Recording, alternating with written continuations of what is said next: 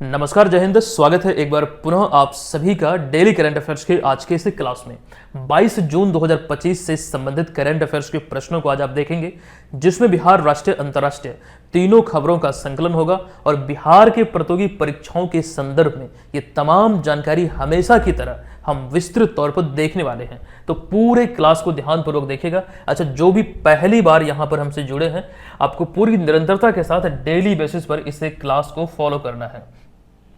चलिए सेशन की शुरुआत करें। पिछले क्लास में एक प्रश्न हमने आपसे पूछा था कि इस वर्ष 2025 में मनाए गए 113वें बिहार दिवस की थीम निम्नलिखित में से क्या है। ध्यान रखिए, इसका थीम है उन्नत बिहार, विकसित बिहार। हालांकि थीम को लेकर कई बार ये जानकारी हम आपको दे चुके हैं, आप यहां पर वो देख सकते हैं। बिहार दिवस का इतिहास यहां पर हमने लिखा है और पिछले 4 साल के अगर हम थीम की बात करें तो यहां पर दर्शाया गया है 110वां बिहार दिवस 2022 में जो मनाया गया, जल जीवन हरियाली। 111वां 2023 में मनाया गया था, इसका थीम था युवा शक्ति बिहार की प्रगति। पिछले साल 2024 में जो 112वां बिहार दिवस मनाया गया, इसका कोई भी थीम नहीं है। ये हमने आपको बोला था कि इस अवसर पर कोई भी राजकीय त्योहार का उत्सव या फिर आयोजन नहीं हुआ था, तो इसलिए कोई थीम हमें देखने को नहीं मिलता है। 2025 में इस वर्ष 113वां बिहार दिवस मनाया गया है, इसका थीम है उन्नत बिहार, विकसित बिहार। ये चीजें कई दफा हम डिस्कस कर चुके हैं, ज्यादा समय नहीं लेंगे, हम सेशन की शुरुआत करते हैं। अच्छा, उससे पहले ये जरूर ध्यान रख लीजिएगा, करंट अफेयर्स का ये वो स्पेशल कोर्स है, आप इसको ज्वाइन करके बिहार के प्रतियोगी परीक्षाओं को लेकर तैयारी को बेहतरीन तरीके से संचालित कर सकते हैं। आप जहां भी पढ़ते हैं, लेकिन करंट अफेयर्स की प्रिपरेशन हमसे जरूर कीजिएगा। निश्चित तौर पर आपको मैं बेस्ट क्वालिटी का यहां पर मटेरियल दे रहा हूं, चीजें बेहतर तरीके से आपकी प्रिपेयर हो पाएंगे। चलिए अब आते हैं हम यहां पर पहले प्रश्न पे। देखिए, एक चीज और ध्यान रखिएगा, जो भी लोग पहली बार इस कोर्स को परचेज करेंगे, ये कूपन कोड जरूर अप्लाई कीजिएगा। यहां पर आपको एडिशनल 15% का डिस्काउंट मिलेगा। ठीक है, ये स्पेशल ऑफर उनके लिए जो पहली बार एप्लीकेशन को डाउनलोड करेंगे। चलिए, पहला प्रश्न है कि बिहार के कितने रचनाकारों को साहित्य अकादमी पुरस्कार 2025 से सम्मानित किए जाने की घोषणा हुई है। सबसे पहली बात तो यहां पर यह आपको ध्यान रखना है कि साहित्य अकादमी के द्वारा अभी हाल ही में 2 कैटेगरी में पुरस्कारों की घोषणा हुई है, एक युवा साहित्य पुरस्कार और दूसरा है बाल साहित्य पुरस्कार। ऐसे में यहां पर वो मेंशन नहीं किया गया, बस यहां पर यह लिखा गया है कितने साहित्य अकादमी पुरस्कार मिले हैं 2025 को लेकर। यहां पर अभी हाल ही में एक शब्द प्रयोग है, हाल ही में। तो ऐसे में यह जरूर ध्यान रखिएगा, अभी अगर हम देखें इन दोनों कैटेगरी में 3 रचनाकारों को सम्मानित किया गया, अतः विकल्प नंबर यहां पर बी इस प्रश्न का राइट आंसर होगा। अच्छा, इन 3 में से 2 है युवा साहित्य पुरस्कार विजेता और एक है बाल साहित्य पुरस्कार विजेता। ये कंप्लीट जानकारी यहां पर दर्शाई गई है, चीजों को विस्तृत तौर पर हम देखेंगे। उससे पहले बात यहां पर अगर साहित्य अकादमी की करें तो यह भारत सरकार की संस्कृति मंत्रालय के अधीन एक स्वायत्त संस्था है। इसकी स्थापना भारत सरकार द्वारा 12 मार्च 1954 को हुआ था। 1954 के बारे में कई जानकारी आपको ध्यान रखना पड़ेगा। पहले हम उसी को डिस्कस कर लेते हैं, 1954 को। मतलब 1954 में ही भारत रत्न की शुरुआत हुई थी। अच्छा, 1954 से संबंधित एक प्रश्न भी आपके बीपीएससी एग्जाम में पूछा गया है, पंचशील समझौता, जो कि भारत और चाइना के मध्य हुआ था और उस समय भारत के जो प्रधानमंत्री थे पंडित जवाहरलाल नेहरू थे। ये चीजें एग्जाम में पूछी हुई है। अच्छा, चूंकि अब यहां पर हम बात कर रहे हैं खास करके साहित्य अकादमी पुरस्कार की, तो अभी हाल ही में 18 जून 2025 को 2025 के लिए 23 भाषाओं में युवा पुरस्कार और 24 भाषाओं में बाल साहित्य पुरस्कारों से रचनाकार को सम्मानित करने की घोषणा हुई है। अच्छा, दोनों में देखा जाए तो 24 पुरस्कारों की घोषणा होती है समान रूप से, लेकिन युवा साहित्य पुरस्कार में 23 के नाम की घोषणा हुई है। एक भाषा जो डोंगरी है उसमें इस वर्ष कोई पुरस्कार नहीं है, वो चीजें अभी हम आपको बतलाएंगे। अच्छा, इसमें अगर ओवरऑल देखा जाए तो बिहार के 3 रचनाकार, जो कि 2 को युवा और 1 को बाल साहित्य पुरस्कार मिलेगा, ये घोषणा हुई, मतलब ये इसमें शामिल है। तो ये चीज ध्यान रखिए। अब यहां पर पुरस्कार विजेताओं में बिहार के संदर्भ में देखें तो नेहा मनी झा, जो खास करके मैथिली के लिए, मतलब जो भाषाओं को लेकर जो घोषणा हुई है, उसी प्रकार यहां पर धीरज कुमार पांडे, इनको संस्कृत के लिए। तो ये 2 नाम जो आपको दिख रहा है, ये साहित्य खास करके पुरस्कार के अलावा युवा साहित्य पुरस्कार के लिए, जबकि एक नाम यहाँ पर मुन्नी कामत का जो आपको दिख रहा है, ये मैथिली के लिए बाल साहित्य पुरस्कार कैटेगरी में। आइए इसको थोड़ा डिटेल में समझते हैं, ये कहाँ कहाँ के मतलब रहने वाले हैं। देखिए, नेहा मनी झा ये मंगरौनी एक जगह मधुबनी में यहाँ की रहने वाली है और उन्हें यह जो पुरस्कार है उनकी मैथिली कविता संग्रह बनारस आ हम के लिए दिए जाने की घोषणा हुई है।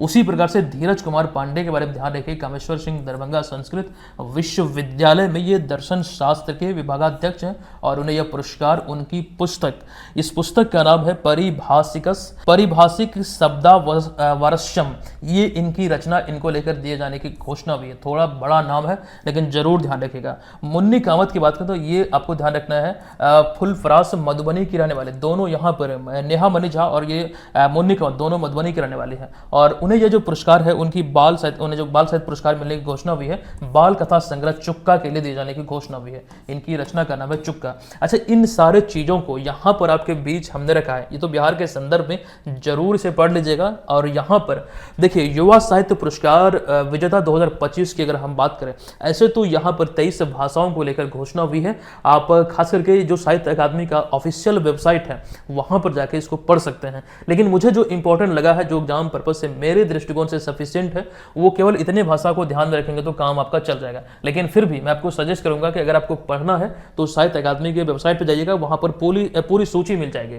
चलिए, यहां पर अगर हम बात करें हिंदी के लिए या फिर अंग्रेजी के लिए, मैथिली के लिए, नेपाली के लिए, संस्कृत के लिए, संथाली, डोंगरी और उर्दू, ये सभी आपको ध्यान रखना है। अच्छा, डोंगरी को स्पेशली आप ध्यान रखिए, यहां पर आपको ध्यान रखना है कि इस वर्ष इस भाषा में कोई पुरस्कार नहीं है। साहित्य अकादमी के ऑफिशियल वेबसाइट पर इसी तरीके से यही लाइन लिखा गया है, वही यहां पर हमने आपके बीच रखा है कि डोंगरी भाषा में इस बार 2025 में कोई भी पुरस्कार नहीं है। यहां से कोई प्रश्न अराइज होगा तो ये चीजें जरूर ध्यान रखिए। विशेष तौर पर हिंदी, अंग्रेजी, मैथिली, नेपाली, संस्कृत, संथाली, डोंगरी और उर्दू, और यही सारी भाषाओं में यहां पर बाल साहित्य विजेताओं को लेकर भी चीजें हमने रखा है, तो इसको जरूर आप लोग ध्यान रख लीजिएगा। आइए इस पर संबंधित एक प्रश्न और हम लोग देख लेते हैं, बहुत इंपॉर्टेंट है, ध्यान दीजिएगा। 18 जून 2025 को साहित्य अकादमी द्वारा युवा एवं बाल साहित्य पुरस्कारों में 23 भाषाओं के युवा रचनाकारों और 24 भाषाओं में बाल साहित्य या फिर बाल साहित्यकारों को चयनित किया गया है। बताएं कि कौन सा मिलान इसमें औसत्य है, हमें औसत्य मिलान की पहचान करना है। अच्छा, इसमें हमें भाषा दिया गया है, कैटेगरी दिया गया है और वो रचनाकार का नाम दिया गया है और उसकी जो रचना है वो दिया गया है। अब यहाँ पर हमें देखना कौन सा मिलान इसमें से औसत्य है। थोड़ा अच्छा प्रश्न है, थोड़ा कठिन है, लेकिन ध्यान रखिएगा। देखिए, हिंदी के लिए बाल साहित्य पुरस्कार कैटेगरी में सुशील शुक्ल को यह सम्मान मिला और आपको ध्यान रखना उनकी रचना 1/12 के लिए कहानी संग्रह है, तो यह कथन बिल्कुल सत्य है। वहीं पर उर्दू के लिए बाल साहित्य पुरस्कार की अगर हम बात करें तो गजनफर इकबाल को उनकी जो लेख है कौमी सितारे के लिए, ये भी यहां पर सत्य है। गजनफर इकबाल इनका नाम है, ये ध्यान रखिएगा। और संस्कृत के लिए बाल साहित्य पुरस्कार की बात करें तो प्रीति पुजारा को मिला और ये इनकी कविता संग्रह बाल विस्त्रवम के लिए दिया गया। अब वहीं पर डोंगरी के लिए अगर हम बात करें युवा साहित्य पुरस्कार की तो शांग लेप्चा को दिया गया शांति वन, जो उनकी उपन्यास है इसके लिए। तो ये कथन जो या फिर ये जो विकल्प है यहाँ पर जो मिलान है ये गलत है। अभी हमने आपको थोड़ी देर पहले बताया था कि डोंगरी में इस वर्ष कोई भी पुरस्कार नहीं है। अच्छा, ये चीज ध्यान रखिएगा, हम यहाँ पर औसत्य की बात कर रहे थे, यही औसत्य है। अब यहाँ पर सांगमू लेप्चा की बात करें तो शांति वन जो उपन्यास है ये नेपाली के लिए खास करके बाल साहित्य कैटेगरी में दिया गया। आप इसको यहाँ पर देख सकते हैं, एक सेकंड रुक जाइएगा, हाँ यहाँ पर आप इसको देख सकते हैं, ये वाले में, ठीक है, बाल साहित्य पुरस्कार कैटेगरी में नेपाली भाषा में ये आपको यहाँ पर दिख जाएगा। तो ये सारी बातें 2025 से साहित्य अकादमी पुरस्कार में युवा पुरस्कार और बाल साहित्य पुरस्कार को लेकर हुई। इसी को अगर हम पिछले साल देखें 2024 में, ये चीजें हमने ऑलरेडी आपको पढ़ाया था, इसमें भी आपको बिहार को लेकर दो खास करके लेखक या फिर बोल सकते हैं रचनाकार का नाम आपको दिखेगा। एक तो रिंकी झा ऋषिका जिन्हें आप यहाँ पर देख रहे हैं और दूसरा नाम आपको दिखेगा नारायण जी का। अब एक चीज समझिएगा, इन दोनों में एक चीज कॉमन है, ये दोनों भी मधुबनी के ही रहने वाले हैं। ये रिंकी झा ऋषिका मधुबनी की रहने वाली है, जबकि अगर वरिष्ठ लेखक व कथा कहानीकार को अगर बात करें नारायण जी की तो ये भी यहीं के घोघरडीहा एक जगह है मधुबनी में, यहीं के रहने वाले हैं। अब सवाल ये है कि इन दोनों की कौन सी रचना को मतलब ये सम्मान मिला है।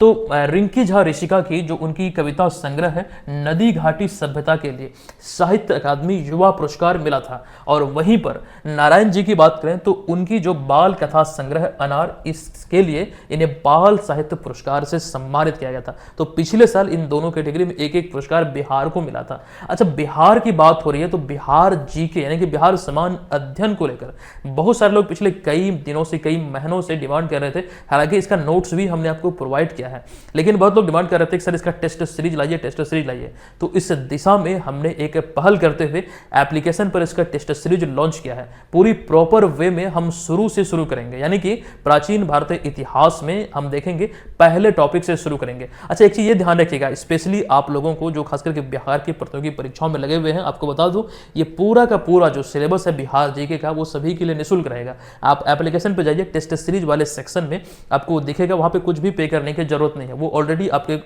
जो कोर्स है, आपका जो एप्लीकेशन है वहां पर ओपन रहेगा, वहां पे पेमेंट का ऑप्शन आपको नहीं दिखेगा। अब यहां पर आप लोगों से थोड़ी राय मुझे चाहिए। देखिए यहां पर एक टेस्ट यहां पर आपके बीच हमने रखा है, वहां पर डाल दिया ऑलरेडी। देखिए पहले हमने शुरुआत किया प्राचीन भारत के इतिहास से वैदिक काल में बिहार, ये वही चीज यहां पर दर्शाई गई है। अब ये कैसे संचालित होगी यहां पर थोड़ा सा हम डिस्कस कर लेते हैं। जैसे हम प्राचीन भारतीय इतिहास को पहले शुरू किए हैं, और इसमें आपको ध्यान रखना है इससे संबंधित जो इंपॉर्टेंट एमसीक्यू है, जो इंपॉर्टेंट प्रश्न है, जो एग्जाम में पूछे जाने की प्रबल संभावना है, वो आपको इसमें दिखेगा। और नंबर वाइज, जैसे कि पहला टॉपिक जो हमारा होगा वो वैदिक काल में बिहार, फिर उसके बाद अगला जो टेस्ट आपको मिलेगा वैदिक काल में बिहार से संबंधित पूरे भारतवर्ष में जितने भी एग्जाम हुए हैं रिसेंटली, उन सारे एग्जाम में जो भी प्रश्न पूछे गए हैं कड़ी मेहनत से तैयार करके इसमें आपको मिलेगा।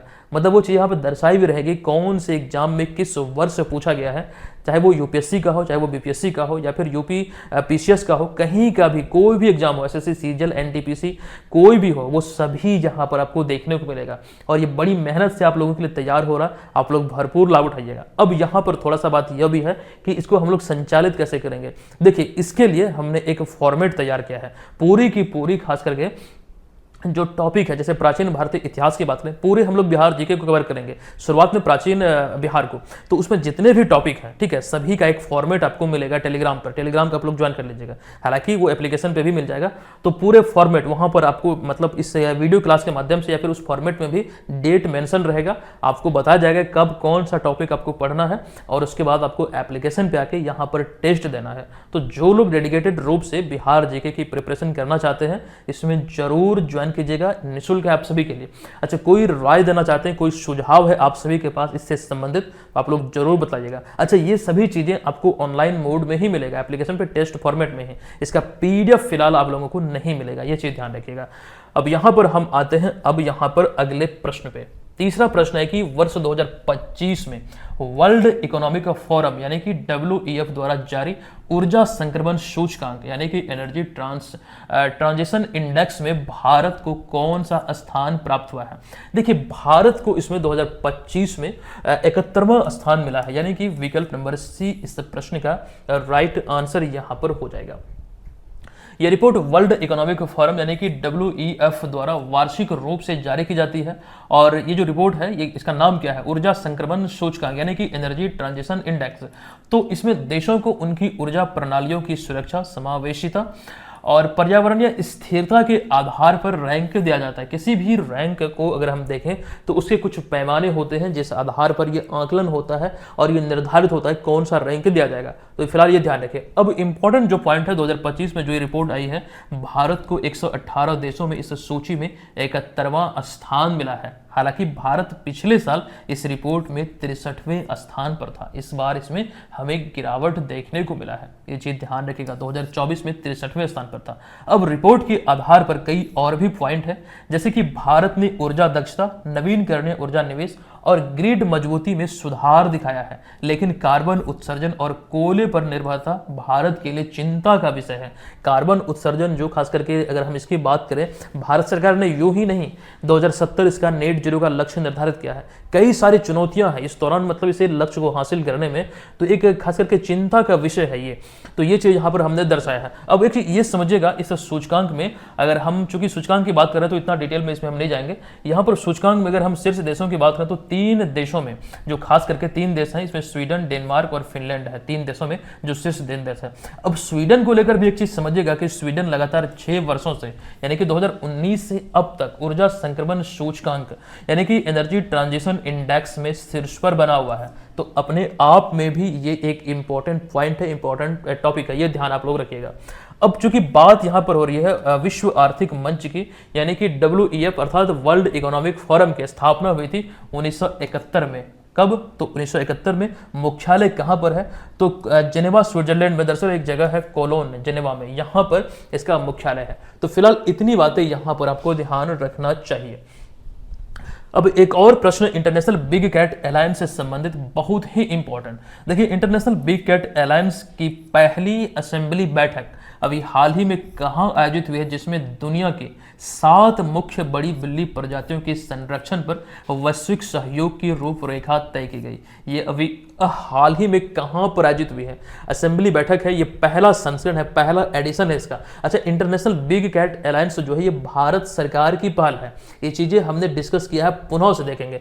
फिलहाल जो राइट आंसर इसका होगा, ये 16 जून 2025 को नई दिल्ली में अभी हाल ही में आयोजित हुआ है। विकल्प नंबर ए यहाँ पर इसका राइट आंसर होगा। देखिए, हाल ही में 16 जून 2025 को केंद्रीय पर्यावरण, वन एवं जलवायु परिवर्तन मंत्री भूपेंद्र यादव को नई दिल्ली में आयोजित इंटरनेशनल बिग कैट अलायंस की पहली बैठक में सर्वसम्मति से अध्यक्ष चुना गया। देखिए, ये जो बैठक हुआ नई दिल्ली में 16 जून 2025 को हुआ, और यहाँ पर भूपेंद्र यादव की मतलब अध्यक्षता में ये आयोजित हुआ था। यानी कि अध्यक्ष किन्हें बनाया गया, अपने आप में ये भी एक प्रश्न बन जाता है।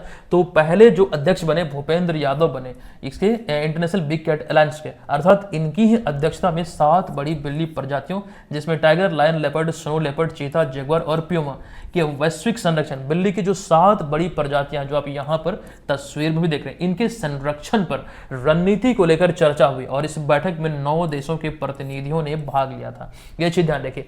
अब आपके मन में एक सवाल उठेगा कि सर, ये इंटरनेशनल बिग कैट अलायंस की शुरुआत कब हुई थी? इसकी स्थापना पर भी कई सारे प्रश्न अराइज होते हैं, वो यहाँ पर आप देख सकते हैं। देखिए, प्रोजेक्ट टाइगर के स्थापना का 50 वर्ष पूरा हुआ था। अच्छा, प्रोजेक्ट टाइगर की शुरुआत हुई थी 1973 में, और आपको ध्यान रखना है इसके 50 वर्ष पूरा होने के उपलक्ष्य पर एक्चुअली में 9 अप्रैल 2023 को कर्नाटक के मैसूर में, अच्छा यहाँ पर हमने लिख भी दिया, कर्नाटक के मैसूर में प्रधानमंत्री नरेंद्र मोदी द्वारा इंटरनेशनल बिग कैट अलायंस की शुरुआत की गई थी। कब? तो 9 अप्रैल 1923 को। प्रोजेक्ट टाइगर का 50 वर्ष पूरा हुआ था इस अवसर पर, यह चीज ध्यान रखें। और इसका उद्देश्य क्या था? तो बिल्ली की जो 7 बड़ी प्रजाति है पृथ्वी पर, उसको संरक्षण प्रदान करना, इस उद्देश्य से। अच्छा, भारत का यह पहल था, और भारत की इस पहल को 22 से 24 अक्टूबर 2024 को जो कजान रशिया में 16वां ब्रिक्स शिखर सम्मेलन आयोजित हुआ था, यहां पर ब्रिक्स देशों द्वारा स्वीकार किया गया था। यह चीज समझिएगा।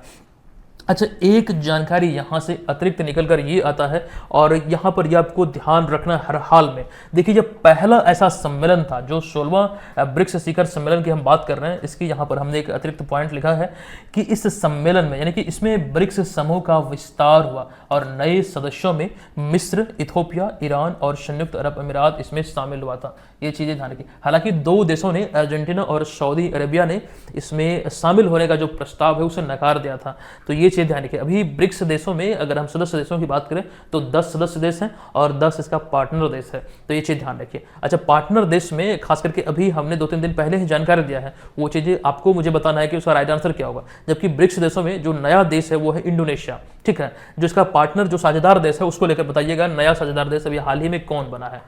अब यहाँ पर देखिए, इंटरनेशनल बिग कैट अलायंस को लेकर वो चीजें दर्शाई गई है। एक चीज मैं यहाँ पर आपको बताना चाहूंगा इससे संबंधित, हालांकि ये अभी शुरुआत तो 2023 में ही हुई है इंटरनेशनल बिग कैट अलायंस की, लेकिन यहाँ से एक प्रश्न आपके एग्जाम में पूछा जा चुका है। एसएससी CHSL टायर 1 एग्जाम जो 11 अगस्त 2023 को हुआ था, यहाँ पर पूछा गया कि IBC यानी कि इंटरनेशनल बिग कैट अलायंस का उद्देश्य कितनी बड़ी बिल्ली प्रजातियों के संरक्षण का है? तो 7 प्रजातियों की, ये ध्यान रखिएगा। अच्छा, प्रोजेक्ट टाइगर को लेकर तो आप जान चुके, 1 अप्रैल 1973 को ये अस्तित्व में आया था इंदिरा गांधी के कार्यकाल में। लेकिन प्रोजेक्ट चीता को लेकर भी ध्यान रखिएगा, नरेंद्र मोदी ने अपने जन्मदिन के अवसर पर 17 सितंबर 2022 को प्रोजेक्ट चीता की शुरुआत की थी। आपको मालूम है ये मतलब इस दौरान खास करके जो इसकी शुरुआत हुई थी, नामीबिया से चीते मंगाए गए थे, और खास करके मध्य प्रदेश का जो कुन्नू नेशनल पार्क है वहां पर रखा गया था। दुर्भाग्य की बात यह है कि वो कोई भी चीता सर्वाइव वहां पर नहीं कर पाया, सबकी वहां पर मौत हो गई। शायद देख रेख सही से नहीं हुई होगी, अच्छा वो अलग बात है, शायद हो सकता है कि पर्यावरण को नहीं झेल पाए होंगे, तो हालांकि जो मीडिया में थी कि उनकी मौत हो गई, तो वो एक अलग बात है। लेकिन चीता की मतलब प्रोजेक्ट चीता यानी कि चीतों के संरक्षण को लेकर शुरुआत हुई थी 17 सितंबर 2022 को। नरेंद्र मोदी ने अपने जन्मदिन के अवसर पर यह शुरू किया था। चलिए आगे बढ़ते हैं। एक जानकारी आपको दे दूं, जो 71वीं बीपीएससी एग्जाम के लिए टेस्ट सीरीज संचालित हो रही है, अगला टेस्ट पेपर जो टेस्ट नंबर 11 है वो आज आपको मिलेगा, यानी कि 22 जून को आज आपको 9 बजे आपको मिलने वाला है। ध्यान रखिएगा, आप लोग इसका लाभ ले सकते हैं। एप्लीकेशन पे इस कोर्स को ज्वाइन कर लीजिएगा। इस कोर्स में ये चीज़ें आपको मिलेगी, इसके माध्यम से चीज़ों का बेहतर तरीके से प्रिपेयर कर सकते हैं। घर बैठे तैयारी का आप अच्छे तरीके से मूल्यांकन कर पाएंगे कि तैयारी का स्तर क्या है, मतलब प्रिपरेशन आपकी किस आधार पर हुई है। अच्छा ध्यान रखिएगा कि ये जो आपको दिख रहा है टेस्ट सीरीज, ये सप्ताह में 2 दिन मतलब सप्ताह में 2 दिन इसका आयोजन होता है। जो भी टेस्ट आपके छूट चुके हैं तो घबराने की जरूरत नहीं है, बाद में भी उसमें आप पार्टिसिपेट कर सकते हैं। तो जो लोग अभी ज्वाइन करेंगे तो पिछला सारा टेस्ट उन्हें मिल जाएगा। अच्छा, इस कोर्स में टेस्ट ही नहीं बल्कि तमाम जो मटेरियल हमारे हैं, खास करके करंट अफेयर्स का हो गया, प्रीवियस ईयर पेपर का हो गया, बहुत सारी चीजें आपको इसमें मिलेंगे। प्रीलिम्स के लिए कंप्लीट पैकेज है। जो लोग इच्छुक हैं या फिर एग्जाम की प्रिपरेशन में है, इस कोर्स को जरूर ले लीजिएगा। चलिए आते हैं 5वें नंबर प्रश्न पे। देखिए, जून 2025 में चर्चा में रहा भारत का पहला सोचने वाला उपग्रह, जिसे कि थिंकिंग सैटेलाइट कहा जा रहा है, यानी कि सोचने वाला उपग्रह किस स्टार्टअप द्वारा विकसित किया गया है, ये एक प्रश्न है। देखिए, इसका राइट जो आंसर यहां पर होगा ये होगा विकल्प नंबर सी, यानी कि टेक मी टू स्पेस। ये इस प्रश्न का यहां पर राइट आंसर हो जाएगा।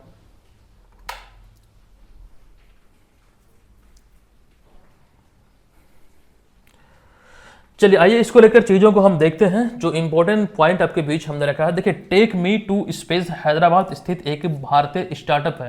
हैदराबाद तेलंगाना अवस्थित एक भारतीय स्टार्टअप कंपनी है, जिसने हाल ही में जून 2025 में भारत का पहला थिंकिंग डाटा कंप्यूट सैटेलाइट विकसित करने की घोषणा की है। अच्छा, यह उपग्रह की बात करें कि सैटेलाइट की बात करें तो ये एआई सक्षम है, यानी कि एआई से लैस है। यानी यह न केवल डेटा इकट्ठा करता है बल्कि उसे तुरंत अंतरिक्ष में ही प्रोसेस करता है, यानी कि इमेज एनालिसिस, साथ इन्फरेंस, फिल्टरिंग आदि मतलब करते हुए। एक प्रकार से मूल बात यहाँ पर यह है कि उसे मतलब टाइम नहीं लेता है, उसे तुरंत ही प्रोसेस कर देता है। जो फोटो वहां पर वो लेता है, जो डेटा एकत्रित करता है, वो सभी को तुरंत प्रोसेस करता है, जिससे डेटा ट्रांसमिशन में समय कम लगता है और लागत की बचत होती है। यानी कि जो पारंपरिक रूप से देखा जाए, कोई भी डाटा मतलब लेने के लिए अंतरिक्ष से थोड़ा समय लगता है, लेकिन इसके माध्यम से वो चीजें तुरंत ही मिल जाएगी।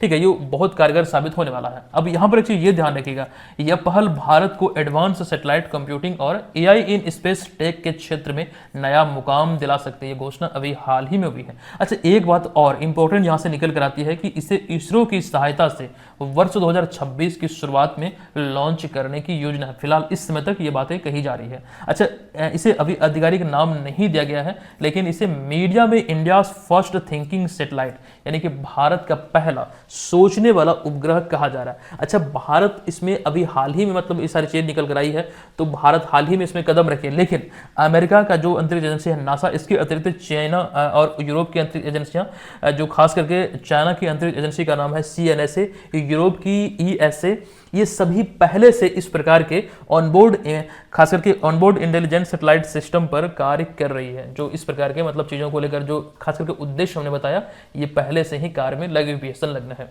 तो फिलहाल इतनी बातें ध्यान आप लोग रखिएगा। अब चूंकि बात यहाँ पर सैटेलाइट की हो रही है, उपग्रह की हो रही है, तो आपके बीच यहां पर हमने कुछ प्रश्नों का संग्रह किया है, जो विभिन्न एग्जाम में भारत के सैटेलाइट के संदर्भ में प्रश्न पूछे गए हैं। आइए एक नजर हम देखते हैं वो कौन कौन सा प्रश्न है और रिसेंटली कौन कौन से एग्जाम में पूछे गए। ज्यादा पुराना हम नहीं देखेंगे, अभी हाल ही का प्रश्न देखेंगे। देखिए, भारत का पहला उपग्रह कौन सा था आर्यभट्ट। SSC सीजल 2019 में पूछा गया। भारत ने पहला उपग्रह आर्यभट्ट कब लॉन्च किया था? 19 अप्रैल 1975 को। यह प्रश्न यूपीएससी प्रीलिम्स 2017 में पूछा गया। इनसैट श्रृंखला के उपग्रह किस उद्देश्य से प्रयुक्त होते हैं? तो संचार व मौसम पूर्वानुमान के लिए, यानी कि इसका फोरकास्ट के लिए। और बीपीएससी प्रीलिम्स 2018 में पूछा हुआ है। GSAT 6 एक किस प्रकार का उपग्रह है? तो यह एक संचार उपग्रह है। RRB NTPC 2020 में पूछा गया है। NAVIC नाविक किस प्रकार की प्रणाली है? तो भारतीय क्षेत्रीय नेविगेशन प्रणाली। यूपीएससी एनडीए 2022 में पूछा गया है। और चंद्रयान 1 मिशन किस वर्ष लॉन्च किया गया था? तो वर्ष 2008 में। बीपीएससी प्रीलिम्स 2014 में पूछा हुआ प्रश्न है। मंगलयान किस वर्ष प्रक्षेपित किया गया था? तो 2013 में। ये यूपीएससी प्रीलिम्स 2016 में पूछा हुआ प्रश्न है। रीसेट 2BR1 उपग्रह किस कार्य के लिए था? तो रडार इमेजिंग और निगरानी के लिए। SSC CHSL 2021 में पूछा गया। उसके बाद भारत द्वारा लॉन्च किया गया पहला स्वदेशी सैन्य संचार उपग्रह कौन सा है? तो GSAT-7 ये CDS 2019 एग्जाम में पूछा गया है। तो यहाँ पर एक कंप्लीट जानकारी याद रखिए। ये बताने का एक उद्देश्य यह भी है कि आप चीज़ों को जब देखते हैं कि ये हाँ फलाना एग्जाम में पूछा गया है तो कॉन्फिडेंस थोड़ा बिल्ड होता है और मज़ा आता है। हाँ, इस तरह के प्रश्न पूछे जाते हैं और इस तरह के प्रश्न मुझे आते हैं, तो एक प्रकार से कॉन्फिडेंस बिल्ड होगा, तो चीज़ों को बेहतर तरीके से आप समझेंगे और भी इच्छा होगी। जितना पढ़ेंगे उतना पढ़ने का इच्छा होगा और चीज़ों को उतना ही बेहतर करेंगे। अगर आप पढ़ेंगे नहीं, दिमाग में टेंशन आएगा ही नहीं कि ये पढ़ना वो पढ़ना, तो आपको मालूम ही नहीं चलेगा कि हम कितना जानते हैं, क्या हमें पढ़ना चाहिए। मतलब न्यूट्रल रहिएगा अगर नहीं पढ़िएगा। जितना लोग पढ़ेंगे उतना पढ़ने की इच्छा होगी और उतनी ज्ञान समेटने की मतलब आदी हो पाएंगे आप। तो चीज़ों को इस प्रकार से प्रिपेयर कीजिएगा। अब यहाँ पर आते हैं छठे नंबर प्रश्न पे। हाल ही में 17 जून 2025 को देश भर के अनुसूचित जाति यानी कि ST छात्रों को कौशल प्रदान करने के लिए किस विश्वविद्यालय द्वारा जय हिंद नामक पहल शुरू की गई है? देखिए, ये पहल अभी हाल ही में दिल्ली विश्वविद्यालय के द्वारा शुरू की गई। अच्छा, इसमें हम उतना डिटेल में नहीं जाएंगे, बस यहाँ पर ये ध्यान रखिए दिल्ली विश्वविद्यालय द्वारा ये अभी हाल ही में पहल को शुरू किया गया है। चलिए आते हैं अगले प्रश्न पे। हाल ही में गूगल ने अपना पहला एशिया प्रशांत सुरक्षा इंजीनियरिंग केंद्र गूगल सेफ्टी इंजीनियरिंग सेंटर यानी कि GSEC भारत के किस शहर में खोला है या फिर स्थापित किया है? तो राइट आंसर यहां पर हो जाएगा विकल्प नंबर C यानी कि हैदराबाद यानी कि तेलंगाना में खोला है। आइए इनसे संबंधित तथ्यों को देखते हैं। दरअसल गूगल ने हाल ही में 17 जून 2025 को हैदराबाद तेलंगाना में एशिया पैसिफिक क्षेत्र का पहला गूगल सेफ्टी इंजीनियरिंग सेंटर, जिसे शॉर्ट में ध्यान रखिएगा GSEC, इसकी शुरुआत की है। कहां पर? तो तेलंगाना हैदराबाद में। ये इंपॉर्टेंट पॉइंट है, इसमें कुछ चीजें हम आपको अतिरिक्त बताएंगे, ध्यान से देखिएगा। देखिए, इस केंद्र का उद्देश्य है, हालांकि इस तरह के मतलब पूरी दुनिया में ये चौथा है। अच्छा, इस तरह का जो सेंटर होता है किसी उद्देश्य के साथ लॉन्च होता है, मतलब जारी किया जाता है, शुरू किया जाता है। अब यहाँ पर हैदराबाद में जो शुरू हुआ है, इसका क्या उद्देश्य है यहाँ पर देखिएगा। इस केंद्र का उद्देश्य आर्टिफिशियल इंटेलिजेंस यानी कि AI आधारित साइबर सुरक्षा समाधानों का विकास करना है और भारत को एक डिजिटल सुरक्षा केंद्र के रूप में स्थापित करना है। इस उद्देश्य के साथ अभी हाल ही में इसकी शुरुआत की गई है। अब एक चीज ध्यान यहां पर रखिएगा, यह केंद्र दुनिया का चौथा GSEC यानी कि गूगल सेफ्टी इंजीनियरिंग सेंटर या फिर केंद्र है, ये चौथा इस तरह का। इसके मतलब अतिरिक्त जो 3 अन्य दुनिया में संचालित है, ये कहां कहां पर है देखिएगा। म्यूनिख एक जगह है जर्मनी में, यहां पर है पहला। ये किस पर कार्य करती है यानी किस पर आधारित है? तो गोपनीयता और डेटा सुरक्षा पर कार्य करती है। डबलिन आयरलैंड में एक है जो कंटेंट जिम्मेदारी और धोखाधड़ी की रोकथाम करती है, इस पर केंद्रित है। और अगला है मलागा स्पेन में, साइबर खतरों और मेलवेयर सुरक्षा से खास करके ये प्रोटेक्ट करती है। तो ये चीजें खास करके ध्यान रखें। इस सूची में ये पूरी दुनिया का चौथा सेंटर है।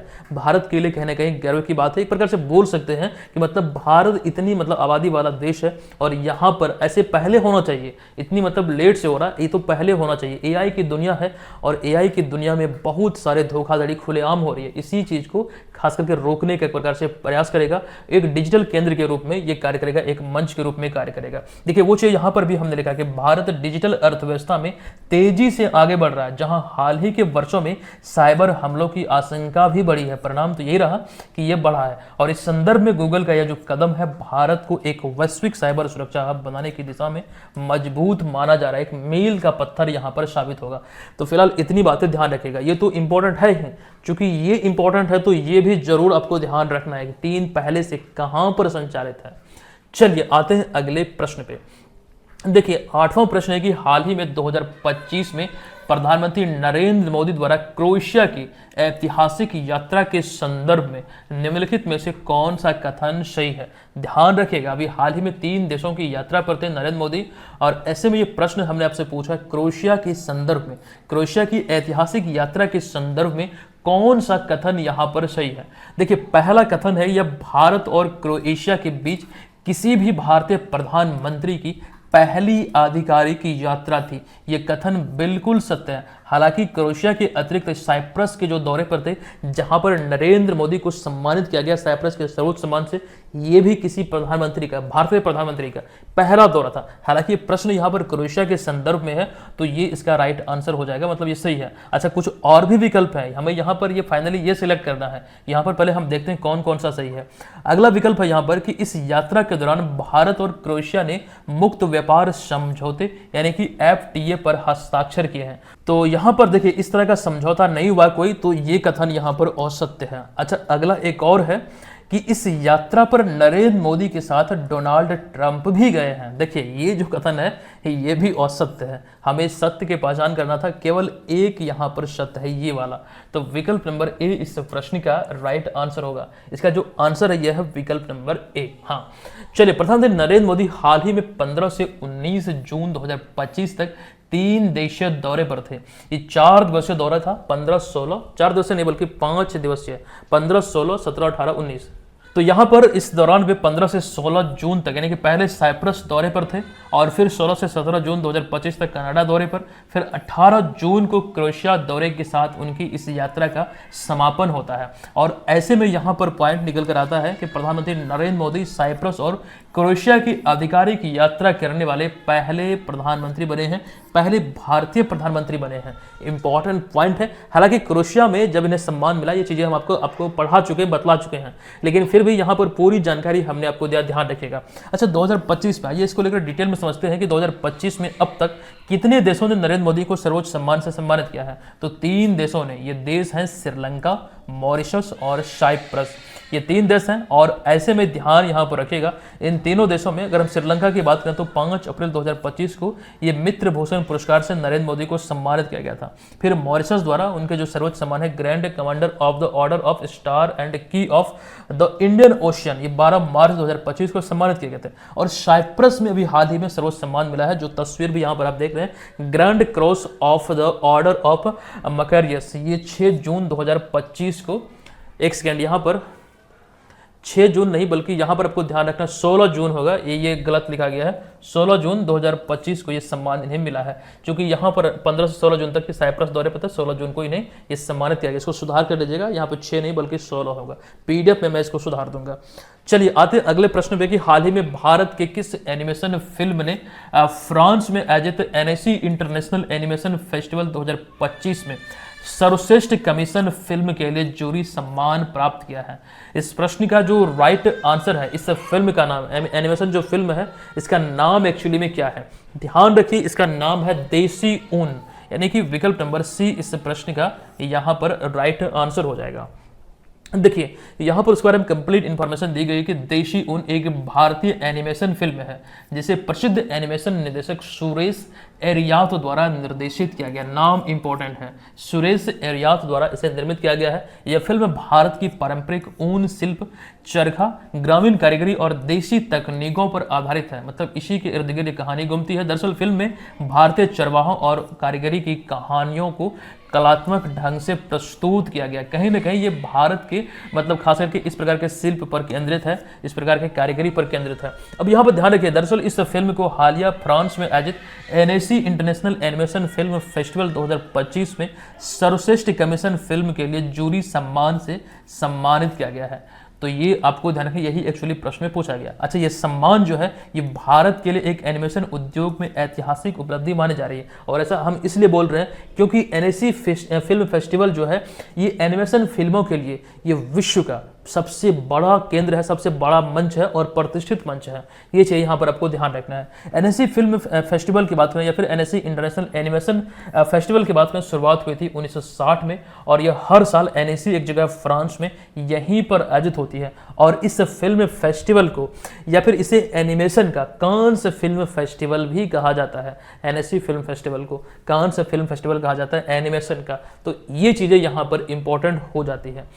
अच्छा, चलिए यहाँ पर अगले प्रश्न पे, अगला हमारा 10वां प्रश्न है कि निम्नलिखित कथनों पर विचार कीजिए। इंपॉर्टेंट प्रश्न है और ये कथन हमने लिया है महाराष्ट्र में अभी हाल ही में, खास करके घोषणा हुई है विद्यालयों को लेकर, खास करके भाषा को लेकर के, वो चीज़ें यहाँ पर प्रश्न के रूप में आप देख रहे हैं। देखिए महाराष्ट्र सरकार ने 2025 में एक आदेश जारी कर हिंदी को पहली से 5वीं कक्षा तक तीसरी अनिवार्य भाषा घोषित किया है। देखिए यहाँ पर ये जो कथन है ये बिल्कुल हमारा सत्य है, ये अनिवार्य भाषा के रूप में घोषित किया गया हिंदी को। ये चीज़ें बहुत पहले से चली आ रही थी, लेकिन फाइनली अब ये आदेश जारी किया गया कक्षा 1 से 5 तक ये भाषा मतलब अनिवार्य होगी, कंपलसरी होगी तीसरी भाषा के रूप में। अब यहाँ पर देखिए दूसरा कथन है कि यह निर्णय राष्ट्रीय शिक्षा नीति 2020 यानी कि एनईपी 2020 के तहत 3 भाषा सूत्र के तहत यहाँ पर लिया गया है। तो ये बिल्कुल सत्य है। देखिए अगला तीसरा कथन है कि ये नीति केवल राज्य बोर्ड के विद्यार्थियों पर लागू होगी, सीबीएसई और आईसीएसई बोर्ड के लिए यह वैकल्पिक होगी। बिल्कुल ये असत्य है, अमान्य है। अगला, इस आदेश के तहत हिंदी को अनिवार्य बनाने की प्रक्रिया वर्ष 25-26 से चरणबद्ध तरीके से या फिर इस रूप से लागू की जाएगी। ये भी यहाँ पर गलत है। देखिए यहाँ पर अगर हम बात करें सही आंसर की, तो सही आंसर होगा विकल्प नंबर ए, यानी कि कथन 1 और 2 यहाँ पर सत्य है। ठीक है, फिलहाल जो इंपॉर्टेंट यहाँ पर मुझे लगा है कि अभी हाल ही में शुरू किया गया, एक चीज समझिएगा, कक्षा 1 से लेकर 5वीं तक के बच्चों के लिए मतलब ये विद्यालयों में शुरू किया गया है, और ये राष्ट्रीय शिक्षा नीति जो 2020 है इसी के ये अनुरूप है। बस यहाँ पर ध्यान रखिए, राज्य का नाम ध्यान रखिए, कौन सा राज्य, तो महाराष्ट्र, और ये तीसरी भाषा के रूप में ये कार्य करेगी या फिर जो अनिवार्य किया गया, घोषित किया गया है। बस इतनी इंपॉर्टेंट जानकारी है। अगला प्रश्न इंपॉर्टेंट, देखिए नेट्रोल झील, आपको ध्यान रखना हाल ही में जून 2025 में खबरों में रही है। इसके संदर्भ में निम्नलिखित में से कौन सा तथ्य सही है? सही तथ्य की सही जो विकल्प दिए गए उसकी पहचान हमें करना है, ध्यान दीजिए। अच्छा, यहाँ पर पहला विकल्प है यह झील भारत और नेपाल की सीमा पर स्थित है। बिल्कुल गलत है, ये भारत और नेपाल की सीमा पर अवस्थित नहीं है, ये असत्य है। अगला है, यह झील जो है खारे पानी की है और यहाँ विश्व की सबसे अधिक फ्लेमिंगो प्रजनन करती है। जो फ्लेमिंगो पक्षी है इसको लेकर लिखा गया है, यह जो झील है खारे पानी की झील है और यहाँ पर विश्व की सबसे अधिक फ्लेमिंगो प्रजनन करता है, ये यहाँ पर सत्य है। अगला, यह झील ताजे पानी की है और अफ्रीका की सबसे गहरी झील मानी जाती है, ये असत्य है। अगला है, इस झील को हाल ही में यूनेस्को विश्व धरोहर घोषित किया गया है, ये भी असत्य है। राइट आंसर ये वाला, ये खारे पानी की झील है और अभी खबरों में इसलिए है क्योंकि यहाँ पर कई सारी चीजें निकल कर आई है, वो अभी हम डिस्कस करते हैं। क्योंकि यह विश्व में सबसे अधिक खास करके फ्लेमिंगो प्रजनन के लिए ये जाना जाता है। इसकी तस्वीर को अगर आप इंटरनेट आदि पर देखेंगे तो दंग रह जाएंगे। हजारों की संख्या में, लाखों की संख्या में फ्लेमिंगो पक्षी यहाँ पर आपको दिखेगा, आप इसको यहाँ पर देख सकते हैं। आइए इसको लेकर चीजों को हम डिटेल में समझते हैं। देखिए, नेट्रोल झील जो है ये तंजानिया और केन्या की सीमा पर स्थित एक खारे पानी की झील है।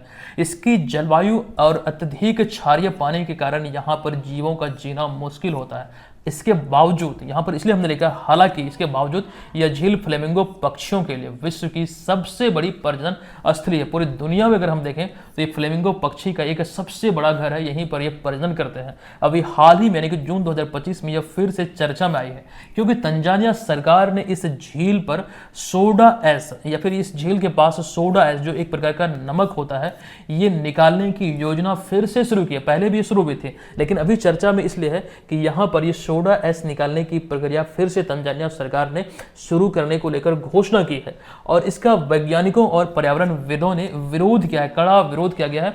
इससे पक्षियों की प्रजातियां खतरे में पड़ सकती है, इसका मतलब इसी दृष्टिकोण को ध्यान रखते हुए विरोध हो रहा है, तो इस वजह से अभी खबरों में है। अच्छा, एक चीज और ध्यान रखिएगा, फ्लेमिंगो की बात हो रही है तो ग्रेटर फ्लेमिंगो सेंचुरी को बनाने को लेकर अभी घोषणा हुई थी। ये तमिलनाडु के रामेश्वरम के पास धनुषकोटी एक जगह, यहाँ पर अभी हमने कुछ समय पहले ही यह जानकारी दिया था।